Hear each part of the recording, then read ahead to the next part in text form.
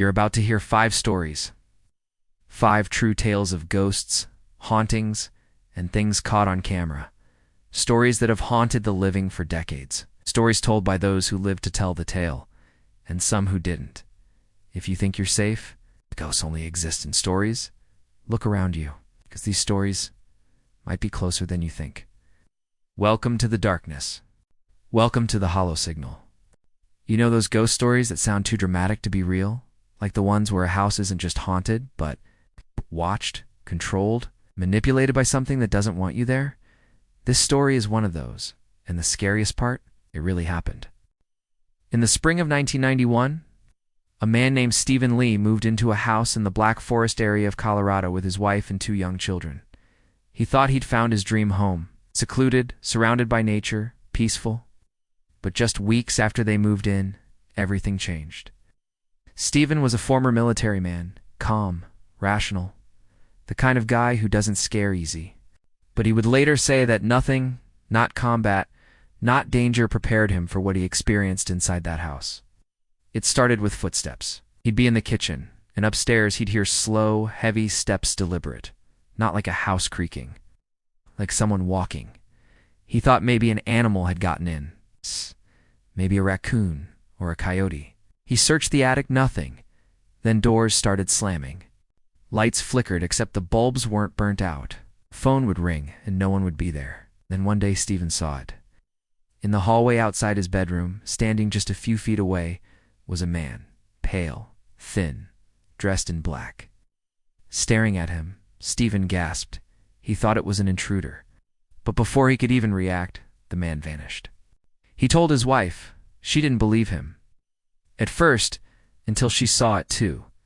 The next incident was harder to dismiss. It was a Saturday morning. Stefan's youngest son, Michael, was playing in the living room.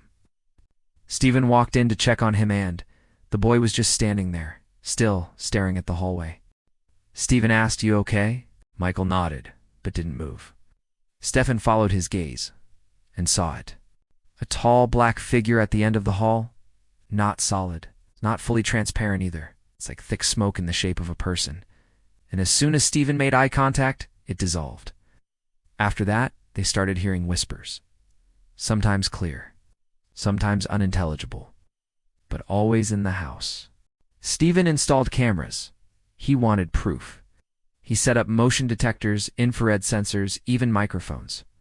What he caught made national news. The first clear footage was a light anomaly. It floated from the ceiling down into the hallway, paused midair, then blinked out. Not dust, not reflection. It moved with intent. Then came the voices. He recorded dozens of them. One of the most chilling was a deep male voice that said, clearly, "You're not welcome here." Another voice higher, female, would whisper, "Help me, help me." And then the shadows. Stephen recorded black silhouettes moving across the walls, sometimes stretching, sometimes shrinking. Once the shape of a hand slid slowly across the doorframe of his child's room. When he opened the door, nothing was there. He brought in paranormal investigators, over a dozen from all over the country. Some were skeptical. Others left after one night, refusing to return. One investigator said, "It's like the house is aware of us. It reacts to us watching it." Another claimed the presence in the house could read thoughts. When they tried to provoke it, the air would go ice cold. Lights would pop. Doors would slam violently just once, as if the house was saying don't. Then came the dreams. Stephen, his wife, even his children, all started dreaming of the same woman. Pale skin, black dress, long black hair. She never spoke. She'd just stand at the foot of their beds, mouth open in a silent scream. They described the same details. Her lips torn at the corners, her eyes too wide, her hands covered in what looked like ash. One night, Stephen's wife woke up with scratch marks down her arms. Another night, the kids were found huddled in the hallway crying, saying she had been in their room again. Stephen decided to dig into the house's history. What he found chilled him to the core. The land the house was built on used to belong to a man in the 1800s who was accused of occult practices. The townsfolk believed he performed rituals in the forest behind the property. Some claimed they saw strange fires at night, screams. He disappeared without a trace. His wife died shortly after. Her infant child also vanished. No records, no graves, just rumors. And then decades later, families who lived there began reporting the same things. Dark figures, cold spots, disembodied voices, apparitions of a woman and black children waking up screaming. Most of them didn't stay more than a year. Stephen stayed for almost 5. In that time, he documented hundreds of hours of footage, voices, shadows, objects moving, doors slamming on their own. But the most terrifying piece of evidence he ever captured came just before they moved out. It was late at night. Everyone else was asleep. Stephen was reviewing tape from the hallway camera, and there, just for a split second, he saw a face appear in the corner of the screen, pale eyes black, mouth wide open, screaming silently. As the face faded, the audio picked up a whisper. "Don't leave me." The next day, they packed. Stephen went public with the story. He shared it on national TV. Skeptics dismissed it, called it a hoax, but the footage, the voice recordings, the infrared video of something invisible passing in front of the camera, it was hard to argue with. To this day, the house still stands. No one lives in it for long. People walking their dogs near the edge of the woods say they hear a woman crying softly at night. Others say they see shapes in the windows, even though the house is supposed to be empty. But maybe the scariest part, when asked what scared him the most, Stephen didn't mention the shadows, the voices, or the dreams. He said, "The scariest part was how it learned. Every time I tried to ignore it, it got louder.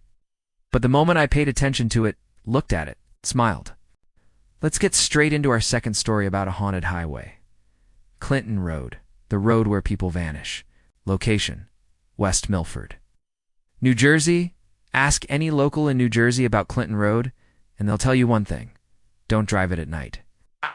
Stretching just 10 miles through dense forest, Clinton Road is dark, winding, and almost completely unlit. And for decades, no shortage of terrifying stories. The most infamous begins at a bridge halfway down the road. Legend says that if you throw a coin into the river below, a ghost boy will throw it back. But this isn't just local folklore. In the early 1980s, a man named Frank DeCastro reported the ghost boy incident firsthand. Driving home late one night, Frank stopped at the bridge to stretch his legs. He remembered hearing about the ghost and jokingly tossed a quarter into the water. Seconds later, he heard a splash behind him. When he turned around, a wet coin sat on the exact spot he dropped it from. He panicked, jumped in his car, and sped off, only to look into his rearview mirror and see a pale boy soaking wet standing on the bridge. It was just the start. Locals have reported phantom trucks that tailgate you out of nowhere, sometimes appearing in the blink of an eye, blinding you with headlights before vanishing into thin air. One man in 1997 swerved off the road trying to outrun one of them. When police arrived, they found no other tire tracks, just his. And then there's the dead man in the woods. In 1983, cyclists found a strange bag off the shoulder of Clinton Road. Inside was the dismembered body of a man. He was wrapped in garbage bags with lime sprinkled over the remains, a common mafia method of body disposal. Authorities later identified the victim as Daniel Deppner, and the case was linked to notorious criminal Richard Kuklinski, better known as the Iceman. But perhaps most chilling are the disappearances. In 2001, 2 teenagers reportedly went missing after exploring the road at night. Their car was found with the keys still in the ignition, doors open, but the teens were never located. No evidence, no trail, just gone. Today, signs warn visitors to stay away after dark. But thrill seekers still come, hoping to see the ghost boy, hear the phantom trucks. Or maybe find out if Clinton Road really does live up to its title, the most haunted road in America. Clinton Road is located in West Milford, Passaic County, New Jersey, United States. It runs in a generally north-south direction, beginning at Route 23 near Newfoundland and running roughly 10 miles to its northern terminus at Upper Greenwood Lake. Let's dive right into our third story, called The Black Monk of Pontefract. If you ask paranormal investigators which poltergeist case haunts them most, many point to a modest semi-detached home in northern England. 30 East Drive in the summer of 1966. The Pritchard family moved into what they thought was their dream home. Jean and Joe Pritchard, along with their teenage son Philip and 12-year-old daughter Diane, quickly discovered something wasn't right. It started small. Green foam oozed from faucets. Lights flickered. Cold spots settled in the middle of rooms. But the activity escalated quickly. One afternoon, Philip's aunt came over while the parents were out. As she made tea, she saw white powder falling from midair, like it was being sifted through invisible fingers. Then a cupboard door slammed open, and a plant flew across the kitchen. She ran out of the house and swore she'd never return. But things got worse, much worse, when the family began to see him. A tall, shadowy figure in a black cloak, face hidden beneath a hood, appeared at the top of the stairs. Diane described seeing him standing completely still, watching her. When she screamed, he vanished, only to reappear days later in her bedroom, silent and unmoving. That's when the physical attacks began. Diane was pushed down the stairs, slapped by invisible hands.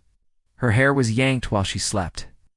At one point, her crucifix necklace was violently ripped from her neck in front of the entire family. Objects were flung across rooms. Furniture levitated. The entities seemed to enjoy mocking them, dragging chairs slowly while they watched, leaving wet footprints on freshly cleaned floors.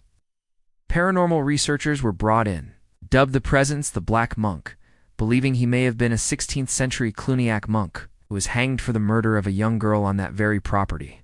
Strangely, the activity centered almost entirely around Diane, and many investigators believe this was a textbook poltergeist case, where the energy feeds off a preteen's emotional or hormonal stress. But here's the terrifying part. Even after Diane left home, the activity continued. Visitors to the house in the decades that followed reported the same things. Shadows, growls, scratches on the walls. One man claimed he was nearly pushed from the top floor by something he couldn't see. Even paranormal YouTubers and investigators decades later have reported feeling physically sick, hearing heavy footsteps when alone, and seeing objects move in real time. The house still stands today. 30 East Drive is considered one of the most haunted homes in all of Europe. It's not a museum, not a tourist site. It's just there, waiting. And some say the monk, whatever he was, never left. Before we get into this next story, I need you to do something. Just a small favor. Look under your bed. Go ahead. I'll wait. See anything? No. Neither did Annie Tottenham, till it was too late. Perched on the rugged southern coast of Ireland is an estate so haunted, locals once refused to speak its name aloud. That estate is Loftus Hall, and its dark history has terrified generations. The legend begins in the 1770s during a violent storm off the coast of Wexford. A ship was forced ashore near the hall, and a single man, elegant, mysterious, and alone, was taken in by the Tottenham family who lived there at the time. He was polite, well-mannered, and charming, especially to their daughter and Tottenham. The two grew close quickly, so close that Anne's behavior began to change. She became distant from her family, obsessed with spending time alone with the stranger. Servants reported strange noises coming from her room at night, voices speaking in languages they couldn't recognize. Then one night, during a card game in the grand drawing room, the stranger dealt the cards. When Anne leaned over to retrieve one she'd dropped, her eyes went wide in horror. She didn't scream. She simply froze. Ats. Under the table, the man had hooves instead of feet. And when Anne looked up, the man locked eyes with her, and in an instant vanished in a burst of fire and smoke. According to the story, he had been the devil himself. Out. After that night, Anne fell into a deep, unshakable madness. She would sit for hours, staring out a window on the upper floor, the same window where she had last seen the figure disappear.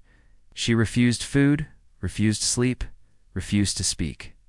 Eventually, her family had her confined to the tapestry room, where she remained until her death years later.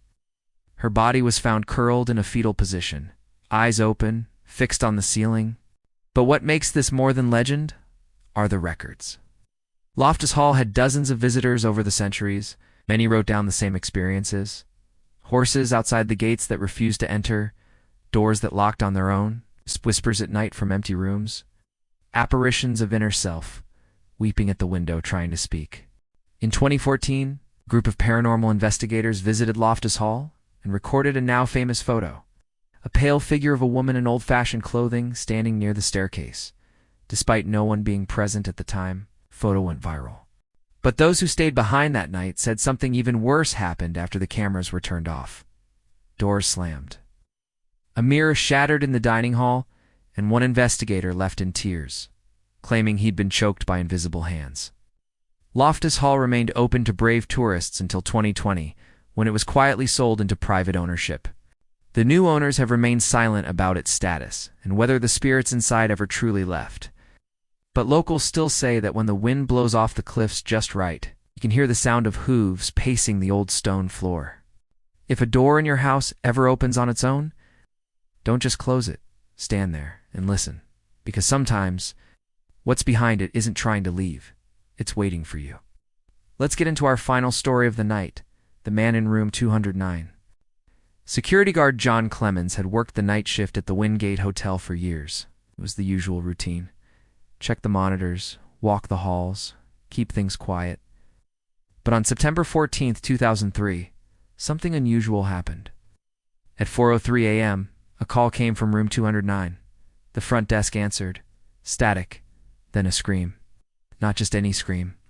It was shrill, distant, and cut off mid-breath. The room was booked, but it had been unoccupied all night. No guest, no cleaning crew, no reason for a noise complaint. John radioed up to security dispatch, and the entire thing was caught on tape. Audio, video, everything. As he approached the room, John kept his radio live, said, "I'm going to room 209 right now. There's no one in the hallway." Wait, the door's latched from the inside. From the camera at the end of the hallway, you can actually see it. As he nears the door, a strange white light pulses behind it, not flickering, pulsing, and then the door opens on its own. John hesitates, then steps inside. What he finds is recorded on audio only. The carpet's been ripped up, furniture's upside down, and the room is empty. No sign of forced entry, no footprints, just chaos. Like something exploded from within, but silently. John later reported an icy blast of cold air the moment he crossed the threshold. Like walking into a freezer, he never stayed in that room again. Neither did anyone else. After that night, room 29 was removed from the booking system permanently. The hotel itself was demolished in 2011, and no official explanation was ever given for the incident. But the video and audio still exist. It's been reviewed by news outlets, investigators, and skeptics for years. No edits, no cuts. Just one man, one hallway, and a door that opens into something that shouldn't be there. To this day, it remains one of the most chilling real ghost videos ever captured. These are real ghost stories. And no, that's not my real voice. I use AI to narrate because, let's just say my face was never haunted, just hard to look at. Even the AI said, "Want me to blur you out?"